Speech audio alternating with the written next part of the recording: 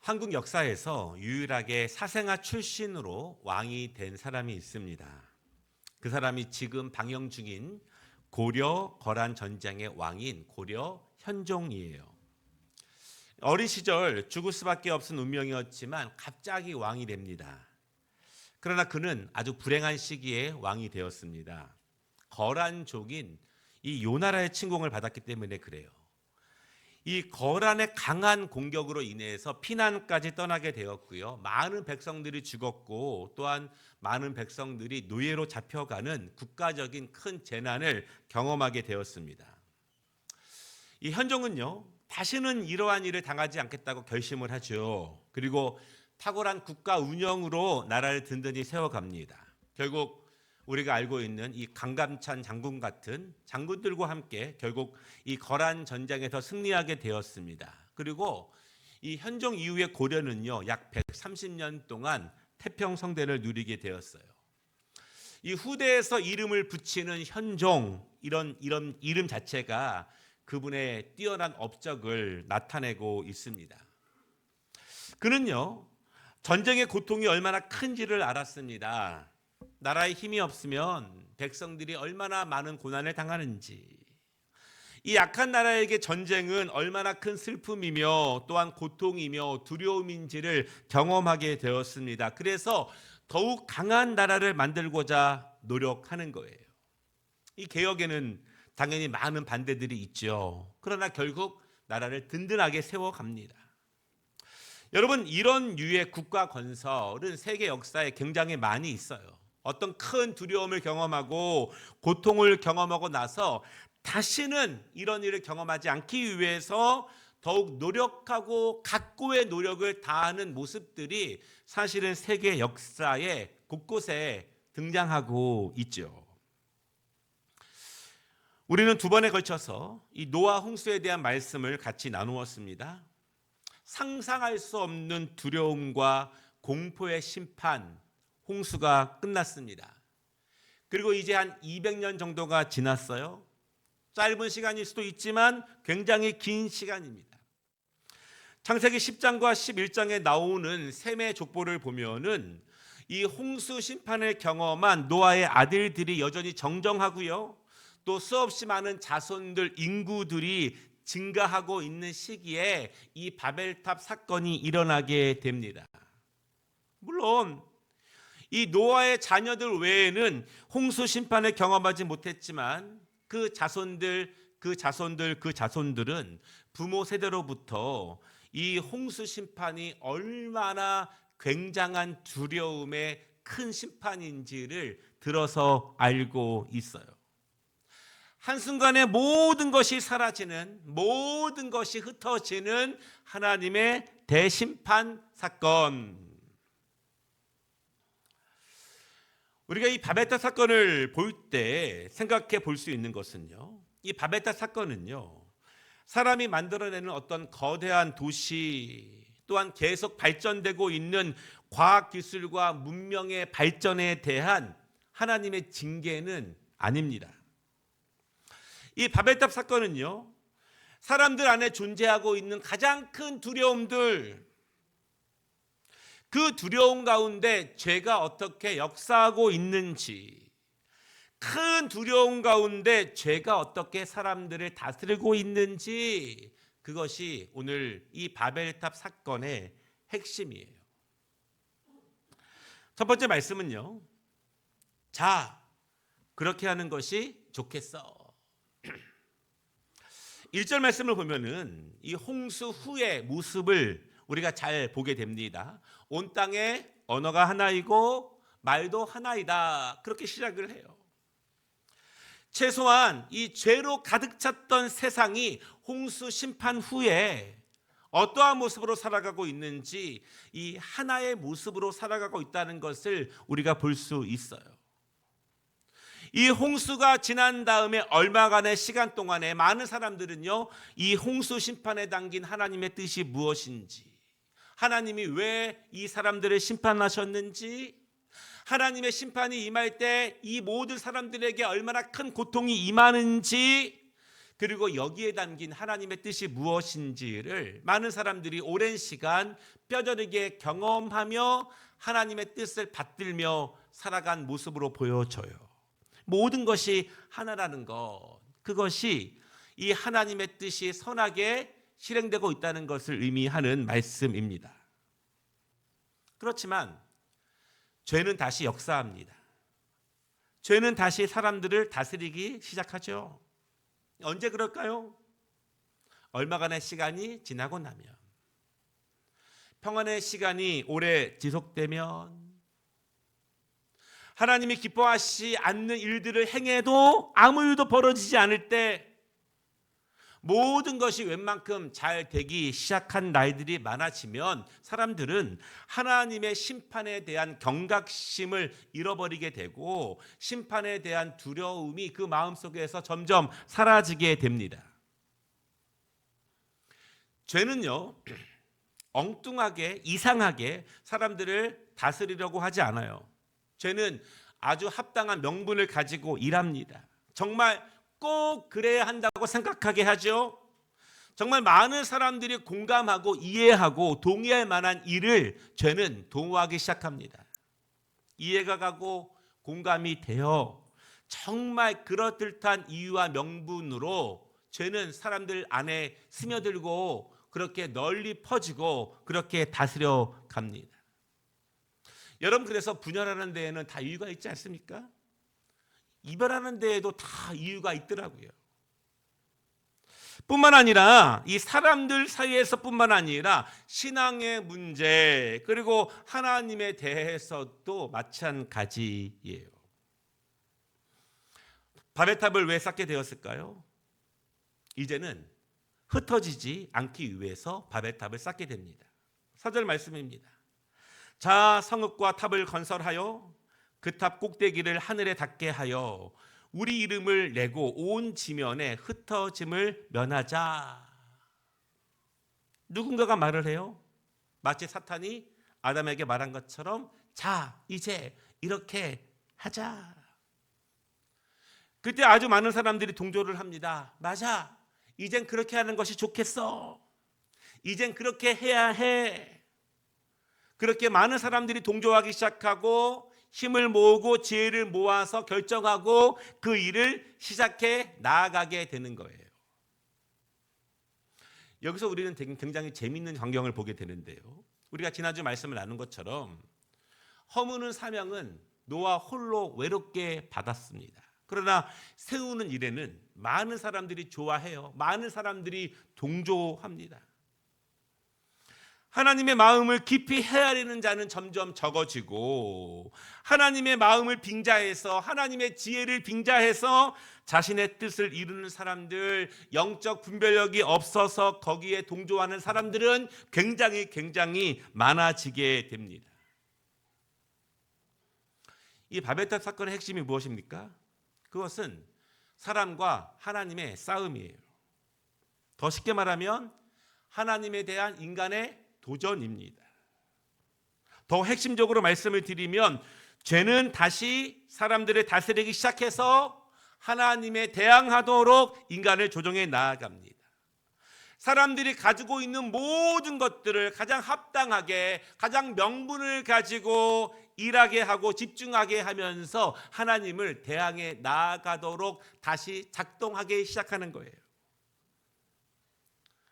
4절 말씀을 보십시오. 자, 성읍과 탑을 건설하자. 이게 누구의 말이죠? 사람들의 말입니다. 이에 대한 하나님의 뜻이 무엇일까요? 7절을 보면은 자, 우리가 내려가자, 이렇게 말씀을 하십니다. 사람들은 올라가기를 원하는데 하나님은 그때 내려오시는 거예요.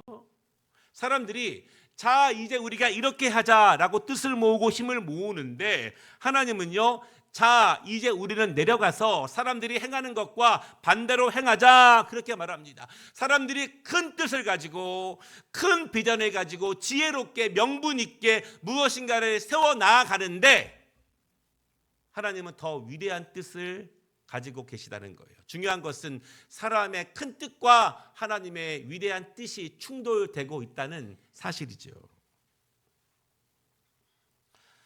어머니들이 이 유치부 아이들에게 착한 마음을 가르칠 때 사용하는 것이 있죠. 우리 안에는 천사의 마음과 나쁜 마음이 있어요. 이게 서로 싸웁니다. 그래서 우리 아이들이 천사의 마음을 가져야 한다고, 나쁜 마음을 이겨내야 한다고 그렇게 가르치지 않습니까? 여러분 실제로 그래요. 실제로 우리 자신은요, 그런 이 세상은 두 부류가 두 가지 편으로 계속 싸워 나아갑니다. 내가 싸우는 것 같지만, 한 세력이 싸우는 것 같지만, 한 나라가 싸우는 것 같지만 사실은 서로 그것을 부추기고 조종하는 강한 힘들이 있는 거예요. 이 아이들의 싸움과 어른들의 싸움이 다른 것이 무엇인지 아십니까? 어른들은요, 보다 확실한 명분을 내세웁니다. 보다 확실한 이유를 말하죠. 정말 그럴듯한 공감과 이해를 내세우며 싸운다는 것, 그것이 다를 뿐이지 마찬가지예요. 분명한 것은 사람들은 끊임없이 하나님을 대적하여 싸우고 있다는 사실이에요. 우리는 여기서 사람들이 스스로의 지혜를 가지고 세우는 큰 뜻들이 어떻게 하나님의 위대한 뜻, 위대한 비전에 대항하고 있는지를 보게 됩니다. 1절 말씀이에요. 온 땅의 언어가 하나요, 말이 하나. 그렇지만 9절 말씀을 보면은요, 하나님은 온 땅의 언어를 혼잡하게 하십니다. 4절, 사람들은 뜻을 모아 온 지변에서 흩어지는 것을 면하고자 모든 노력을 기울이고 있지만 8절, 하나님은요 그들을 온 지면에서 흩으십니다. 이것이 죄의 특징이에요. 죄는 이유가 있고 명분이 있고 지혜로워 보이고 공감이 가 보이지만 그 안에 본질을 깊이 살펴보지 않으면 그것이 하나님의 뜻과 하나님의 위대한 섭리와 정반대로 흐르고 있다는 사실, 대항하고 있다는 사실을 철저히 감추고 있어요. 우리는 그래서 바른 말씀을 통해서 그것을 봐야 할 필요가 있습니다. 오늘 제목처럼 오늘 말씀에는요, 대립되고 있는 하나님 편과 사람 편에 대한 말씀이 나오고 있습니다. 두 가지 말씀인데요. 첫째는 하나님은요, 모두 함께 행복하기를 원하셨습니다. 우리 한번 창세기 9장 9절에서 12절 말씀을 같이 한번 읽어보겠습니다. 내가 내 언약을 너희와 너희 후손과 너희와 함께한 모든 생물 곧 너희와 함께한 새와 가축과 땅의 모든 생물에게 세우리니 방주에서 나온 모든 것 곧 땅의 모든 짐승에게니라. 내가 너희와 언약을 세우리니 다시는 모든 생물을 홍수로 멸하지 아니할 것이라. 땅을 멸할 홍수가 다시 있지 아니하리라. 하나님이 이르시되 내가 나와 너희와 및 너희와 함께하는 모든 생물 사이에 대대로 영원히 세우는 언약의 증거는 이것이니라. 아멘. 하나님께서 홍수 심판 이후에 노아에게 주신 약속입니다. 이 약속의 핵심은요, 너희와 모든 생물입니다. 다시 심판하지 아니하실 것이다. 다시 너희가 생육하고 번성하게 하실 것이다. 이젠 다시 모든 사람과 모든 생물들에게 복을 주실 것이다. 핵심은 모든 사람과 모든 생물이에요. 각각의 사람들이 선한 뜻을 가지고 각각 생육하고 번성하게 됩니다. 모든 동물들이, 모든 바다의 물고기들이, 모든 나무와 꽃들이 각각 아름답게 다르게 번성하는 것이에요.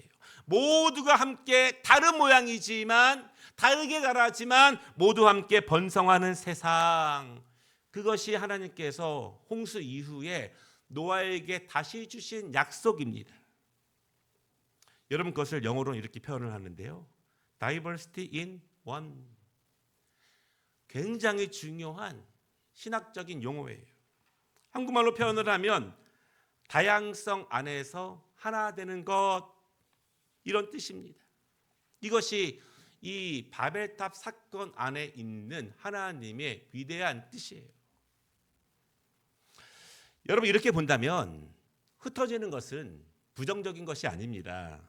하나님은요, 모든 것이 생육하고 번성하기를 원하셨습니다. 다양하게 흩어져서 각기 다른 색깔을 내며 다른 목소리 가운데 아름답게 서로 번성하고 풍요로워지는 것이 하나님의 뜻이에요. 하나의 종족으로 하나의 모습으로 하나로만 번성해지는 것이 하나님의 뜻이 아니라는 것이죠. 사람들의 외모가 다양해집니다. 성격이 다양하지요. 인종이 얼마나 다양합니까? 문화가 다양하게 활개치며 번성하기 시작합니다. 사람들뿐만 아니죠. 서로 다른 꽃들이 피어나고 다른 다양한 열매들이 맺히게 됩니다. 하나님이 이 땅을 창조하셨을 때, 그리고 모세 이 노아에게 하신 말씀, 그것은 이 땅이 아름다운 색색으로 풍요롭고 번성하게 하시라는 거예요. 과학이 발전하면서 이전에 몰랐던 땅 속에 바위 속의 성분들이 발견되면서 세상은 더욱더 발전하게 됩니다. 더욱더 융합하고 발전을 거듭하게 되죠. 이전에 몰랐던 땅 속의 귀한 자원들을 사람들은 과학의 힘으로 발견하게 되고 그것을 개발해서 더욱더 풍요로움을 더하게 됩니다. 과거의 사람들은 몰랐지만, 그때는 알지 못했지만, 여러분 지금 이 땅 속에, 땅 위에 있는 우리가 입고 누리고 있는 모든 것들은 하나님이 창조하신 이 땅 가운데에서 얻어진 것들이에요. 하나님이 그것들을 다양하게 사용하게 하시고 그것들을 풍요롭게 번성하고 생육하게 하셔서 이렇게 다양한 것들을 아름답게 우리에게 누릴 수 있도록 은혜를 주신 것입니다. 하나님의 뜻 안에서, 하나님의 창조 안에서 사람들이 다양하고 풍요롭게 여기저기서 살아가기를 원하시는 것입니다. 이 흩어짐을 뜻하는 히브리어 단어가 푸츠라고 하는 단어인데요, 이 단어는요 어떠한 부정적인 의미를 가지고 있지 않아요. 흩어짐은 징계가 아니에요. 하나님의 창조적 다양성이 있는 생육하고 풍요롭게 되는 말씀이 바로 이 흩어짐 안에 있습니다. 생육하고 번성하는 것은 한 지역에서만 이루어지는 것이 아닙니다. 한 민족에게만 독점적으로 공급되는 것이 아니에요. 하나님은요 지구 한 곳만 창조하신 것이 아니라 하나님은 이 지구 모든 땅들을 하나님이 창조하셨고 하나님은 모두 채우셨고 모든 것이 아름답기를 원하시는 거예요. 이것이 창조시의 하나님의 뜻입니다. 그리고 노아 홍수 심판 후에 사람들에게 복을 주시면서 다시 생육하고 번성하며 하나님의 뜻을 이루라고 말씀하신 거예요. 하나님이 만드신 모든 영역 가운데 풍요롭고 아름다움을 채워 나아가는 것, 이것이 하나님의 뜻입니다. 그러나 사람들은 다양하죠. 두 번째, 바벨탑 사건의 중요한 의미는요, 죄는 끊임없이 하나님의 뜻을 다양하게 한다는 거예요. 사람들이 하늘 높이 올라가고 싶어 하는 그 욕망은 하루 이틀의 이야기가 아닙니다. 아주 오래전부터, 고대로부터 사람들은요 하늘로 무엇인가를 쌓아 올리려고 했습니다. 강한 나라들은요 크고 높은 신전을 지으면서 자신의 부강함을 나타냅니다. 그리고 자기 신의 위대함을 나타내기 위해서 높이 무엇인가를 짓습니다. 그것을 인류학자들은 지구라트, 그렇게 말을 해요. 지금도 세계 곳곳에 그 흔적들이 있어요. 높이 쌓아 오르려고 하는 사람들의 본능들, 인류 역사에 계속되어 온 일들이에요. 왜 사람들은 이렇게 높은 탑, 높이 무엇인가를 만들려고 할까요? 왜 계속 쌓아 올리려고 할까요? 여러분, 사람들이 높이 무엇인가를 추구하는 것, 무엇인가를 높이 세우는 것, 높이 무엇인가를 건설하는 것이 나쁜 것은 아닙니다. 여러분, 생육하고 번성하는 것은요 땅으로만, 옆으로만이 아니라 하늘 위로 땅속으로도 번성하고 생육하게 하는 것이 하나님의 거룩한 뜻 가운데 있는 거예요. 문제는 무엇이냐? 핵심은 무엇이냐? 두 가지인데요. 첫 번째로 4절에 있는 것처럼, 자, 우리가 하늘까지 닿는 성읍과 탑을 건설하고, 우리의 성읍을 우리가 건설하고, 우리가 우리의 힘으로 하늘까지 닿는 그 무엇을 건설할 수 있다는 자기 착각, 자기 확신, 자기 오만. 둘째는요, 우리의 이름을 내고 온 지면에 흩어짐을 면하자. 우리 힘으로, 우리 능력으로 하나님께서 정하신 창조의 거룩한 명령, 흩어진 아름다운 다양한 것들을 우리가 막아서자고 하는 하나님의 거룩한 신성에 대한 인간의 도전이에요. 누가? 내가. 우리가. 이 단순히 높은 빌딩을 건설하고 위대한 공중 도시를 만드는 것이 죄가 아닙니다. 죄는 홍수 심판 후에 인간을 향한 하나님의 거룩한 뜻이 무엇이었으며 그 뜻을 인간이 어떻게 온 힘을 다해서 막아서고 있는지, 그때 죄가 어떻게 작동하고 있는지, 그것이 이 바벨탑 사건의 핵심이에요. 두 번째 말씀입니다. 사람들은 본래 무엇을 원하는가? 이 창세기 말씀을 나누면서 어렵다고 하시는 분들이 굉장히 많아요. 물론 이 창세기에 있는 말씀들을 굉장히 듣기 편안하게 가볍게 우리가 아는 상식적인 부분만 터치하면서 말씀을 나눌 수도 있죠. 그러나 우리가 말씀을 읽고 말씀을 들어가면서 성경이 말하고 있는 깊은 의미를 우리가 배우고 깨닫는 것도 너무너무 중요합니다. 그러다 보니까 이 영상 설교를 2번, 3번 듣는 분도 많고, 특별히 또 셀 예배를 통해서 그 말씀을 재차 나누면서 은혜가 더해져 가는 부분들이 굉장히 많은 것 같아요. 우리가 말씀을 더욱더 깊이 배우고 본래 의미를 깨닫는 것이 너무너무 중요하기 때문에 그렇습니다. 이 바벨탑 사건은요, 사람들의 가장 깊숙한 내면에 자리 잡고 있는 사람들의 본성, 사람들의 의지, 사람들의 본래 바램에 대해서 그것이 나타나는 사건이에요. 사탄이 최초의 사람을 유혹했던 가장 달콤한 소리를 여러분 기억하십니까? 창세기 3장 5절에 보면은요, 너희가 그것을 먹는 날에는 너희 눈이 밝아져 하나님과 같이 되어 선악을 알 줄 하나님이 아심이니라. 하나님과 같이 되는 것, 하나님처럼 되어가는 것, 이것이 죄가 사람을 다스리는 방식이에요. 물론 어떤 사람에게는요, 아주 작은 속삭임으로 시작합니다. 자기를 주장하라고 말을 하죠. 자기의 지혜를 자랑하라고 말합니다. 내가 얻은 깨달음을 강조하라고, 그것이 맞다고 우리를 부추기죠. 그래, 네 말이 맞아. 그것이 합당한데 왜 가만히 있냐고 속삭입니다. 그것을 주장하라고, 그것을 내세우라고, 그것을 깃들로 삼으라고 우리를 점점 다스려 나아갑니다. 왜냐하면 사람들은요, 내 생각, 내 깨달음, 내가 갖고 있는 절차들, 그 방식들, 그 생각의 틀들, 그 행동의 모습들, 그것이 맞다고 주장하고 인정받고 인정하려고 하는 습성들이 우리 안에 굉장히 많이 강하기 때문에 그래요. 어떤 식으로든지 간에 이 자신을 내세우는 욕구가 강하기 때문에 그래요. 영상을 봤는데 한 분이 이렇게 이야기하더라고요. 식당에 갔는데 옆에서 두 중년 신사가 술을 먹으면서 이야기하는 것을 들었대요.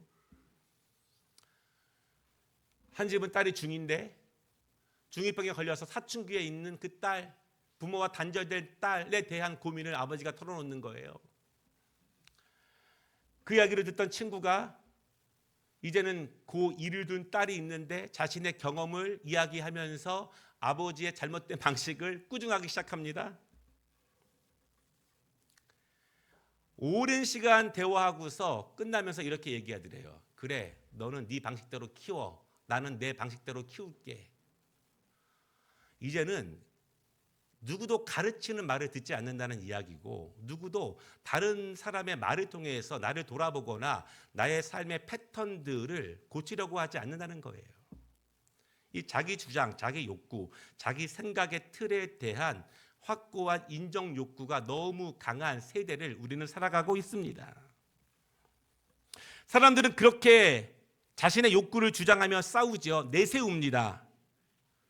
두 가지 방식이 있어요. 어떤 사람은 굉장히 무식하게 내세우든가, 어떤 사람은 굉장히 신사적인 척하지만 결국 자기네 것을 내세우는 사람들도 굉장히 많이 있어요. 제가 어떤 사람에게는요, 아주 강하게 외칩니다. 싸우라고, 파괴하라고. 너만의 왕국을 세우라고, 내가 옳다고, 저 민족을 정복하라고, 너의 우수성, 너의 민족의 강함을 더욱더 자랑하고 너의 민족을 높이라고, 다른 민족을 복종시키라고, 지금은 우리가 먼저라고, 우선이라고 주장을 하게 하죠. 여러분, 그것이 개인적으로는요, 이기주의와 자기 교만으로 나타납니다. 삶뿐만 아니라 신앙 안에서도 그래요. 신앙의 이기주의들, 자기의 깨달음만 부각시키는 사람의 모습들, 그것이 점점 커지면 지역 이기주의가 생기고 자기 영역, 자기 세력의 입장만 주장하게 되고, 나중에는요, 그것이 민족주의가 되고 인종주의가 되고 국가주의로 나아가게 되는 것입니다. 왜 그럴까요? 왜 사람은 본래 그러한 본능이 있는 것일까? 왜 한 개인들의 본능이 모아지면 왜 인종은 그렇게 변하고 민족과 국가는 왜 그렇게 자기들의 것만 주장하게 되는가? 그것은 자기 보호입니다. 두려움에 스스로 보호하려고 하는, 스스로 보호할 수 있다고 믿는, 그래서 스스로 자기를 보호하기 위해서 모든 지혜와 힘을 모으는 사람들, 더 이상 파괴됨을 원하지 않기 때문에, 더 이상 심판을 원하지 않기 때문에, 우리가 흩어지는 것을 원하지 않기 때문에 우리가 다시 하나로 뭉쳐지는 것에 온 힘을 기울이고 있는 사람들. 4절을 보십시오. 온 지면에 흩어짐을 면하자. 자기 보호예요. 스스로 보호해야 한다고 믿습니다. 우리가 우리를 보호하지 않으면 누가 우리를 지켜주겠느냐.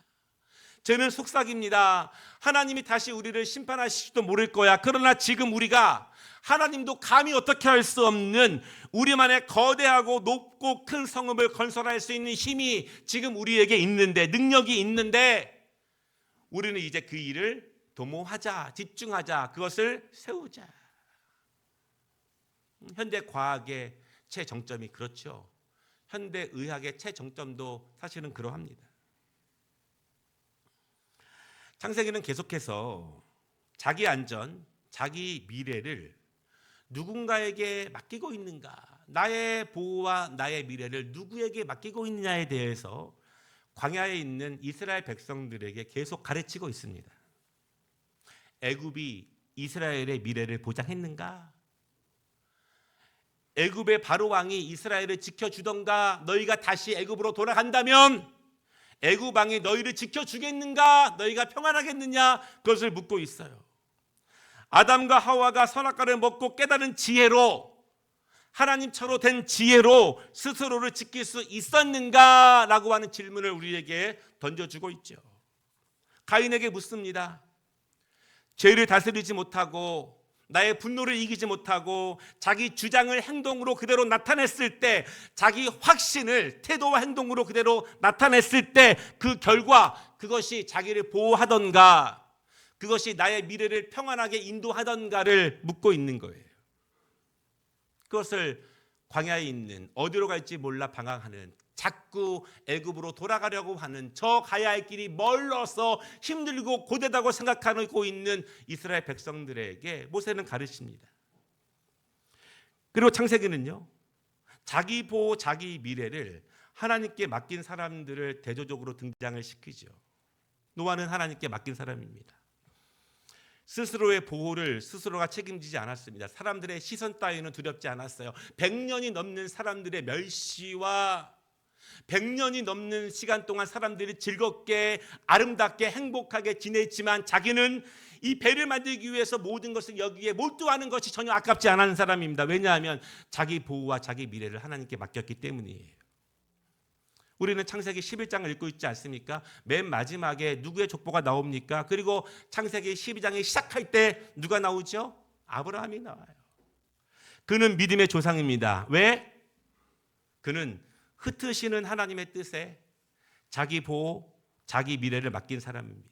자기가 태어나고 자란 성읍에서 안정감을 느끼고 편안한 삶의 스타일 가운데, 문화 가운데 스스로의 보호와 스스로의 미래를 두지 않았습니다. 하나님이 가라 하시니 저 먼 곳, 흩어지는 곳, 미지의 세계, 그러나 하나님이 가라 하시니 나의 보호와 나의 미래가 불안하지만 하나님의 말씀에 맡기며 그 길을 걸어간 사람 아브라함. 창세기의 저자 모세는 노아에 이어서 오늘 흩어지지 않으려고 하는 바베탈 사람들의 모습, 그리고 12장에 하나님의 말씀에 따라서 기꺼이 흩어지는 아브라함의 믿음을 보여주고 있습니다. 그래서 광야에서 지금의 삶이 두렵다고 힘들다고 어렵다고 애굽으로 과거의 모습으로 과거의 습관으로 자꾸 돌아가고 오는 그들에게 왜 우리가 하나님이 약속하신 가나안 땅으로 가야 하는지에 대해서 가르치고 있어요. 5절 말씀 보시면은요, 하나님이 내려오셨습니다. 하나님은 사람들이 하는 모든 것을 지켜보셨어요. 그 7절에 하나님은 판결하십니다. 그들의 언어를 혼잡게 하십니다. 사람들이 계획하고 있는 큰 뜻을 하나님은 뒤엎으셔요. 다양성 가운데 하나가 되게 하시는 하나님의 뜻을 거부하는 사람들에게, 자신의 보호, 자기의 미래를 스스로 책임지려고 하는 사람들에게 하나님은 그들의 언어를 혼잡게 하셨습니다. 여러분, 언어가 중요합니다.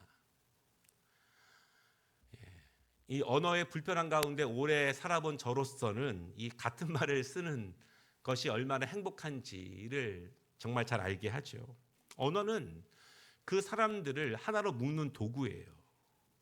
여러분, 그렇지만 이 혼잡이라고 하는 히브리어 단어는 쉐마인데요, 서로 이해하지 못하게 한다, 그런 뜻을 가지고 있습니다.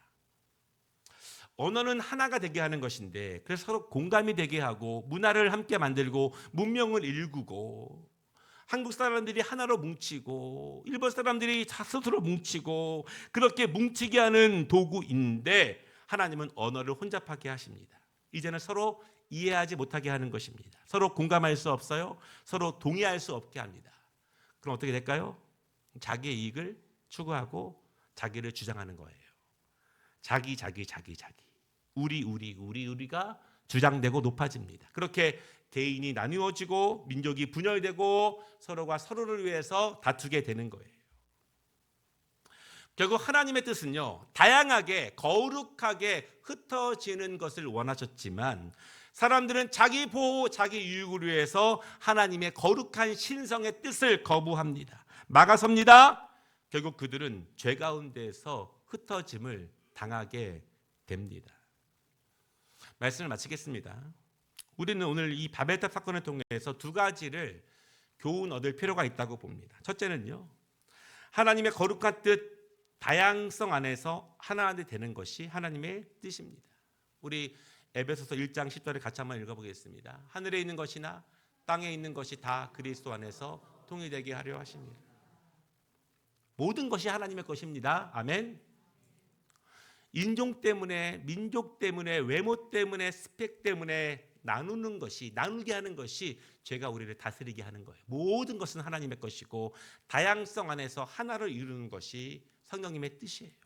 두 번째 교훈은요, 스스로의 미래를 자신에게 맡기지 않는 것입니다. 하나님께 맡기는 것입니다. 우리가 그리스도 예수 안에서 하나가 되면 우리는 천국에서 모두 다 같은 언어를 사용하게 될 것입니다. 그것을 나가의 다락방 이후에 성령이 충만했을 때 하나님이 맛을 보여주셨어요. 성령의 방언을 통해서 우리가 말하는 모든 것들이 서로 공감되고 알아들을 수 있도록 하나님이 천국의 모습을 우리에게 보여주셨습니다. 사랑하는 여러분, 죄를 다스려 하나됨을 이루어가는 우리 모두가 되시기를, 우리 나라가 되시기를 축원합니다.